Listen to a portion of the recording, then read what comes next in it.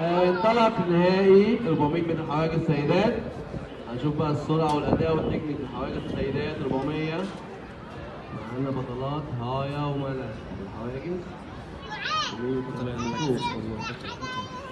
400 حواجز. ملك فتحي وهايا 400 حواجز.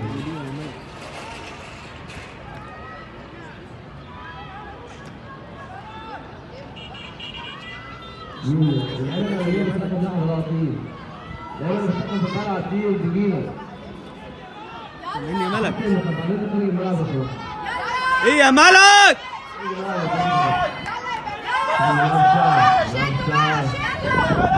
بطل يا ملك! عاش ملك فتحي هايا